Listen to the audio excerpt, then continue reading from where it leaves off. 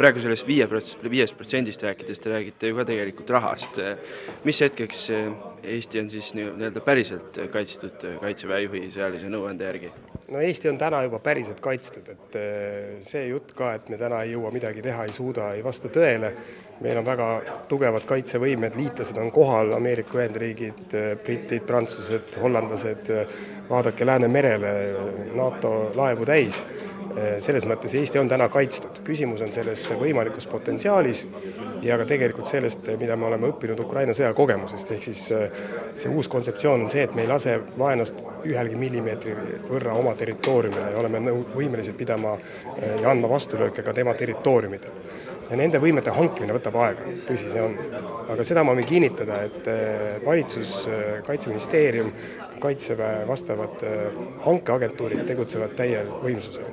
Et isegi kui meil kogu raha oleks korraga olemas, siis me ei saa neid hankeid, neid võimeid koheselt endale soetada, kuna ka kõik teised riigid täna tõstavad oma rahastusi ja kaitsetööstus peab järgi tulema. Aga meie kaitsevõime tõuseb oluliselt 26., 7., 8. aastal. Te andsite teada, et Eesti lahkub Ottawa konventsioonist. Kas see on selline, ma ei tea, sümboolne käik? Ta on ühtepidi kindlasti sümboolne käik, kuna me ei kasuta neid jalaväemiine, mille vastu Ottawa konventsioon kunagi tehti.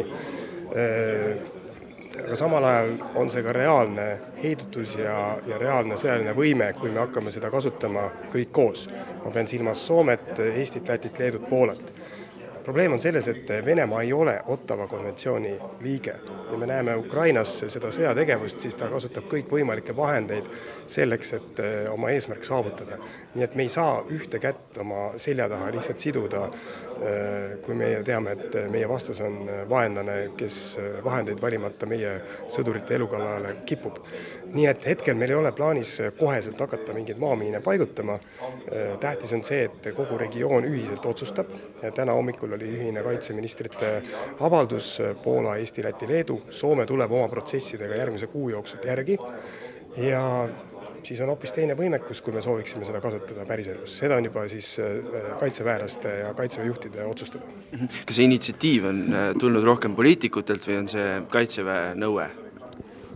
Esimesena alustas seda arutelu, et lahkuda Ottawa konventsioonist ju ikkagi Soome mõned kuud tagasi ja ka nende kaitseväe juhataja ja ka erinevad poliitikud selle mõtte välja ütles. Oleme ausad, et see arutelu on käinud päris palju aastaid, eriti peale seda, kui Venemaa ründas 2014 Ukrainat ja võttis need samad jalaväemiinid kasutusele. Ta on vaikselt käinud selles regioonis, kuid nüüd me oleme jõudnud sellele otsustuspunkti ja hea on see, et Eesti üksi neid otsuseid ei tee, vaid et me teeme seda kogu regioonis ja koordineerime oma liitlastega. Samamoodi ma rääkisin eile Prantsuse välisministriga sellest, et meie plaan on Ottawa konventsioonist lahkuda, kuna nende väed on siin samamoodi Briti välisministriga ja samamoodi teised Ottawa konventsioonist lahkuvad riigid teevad seda oma liitlastega, kuna me peame arvestama, et ka reaalselt nende sõdurid on meiega koos siin võimalikus sõjategevuses.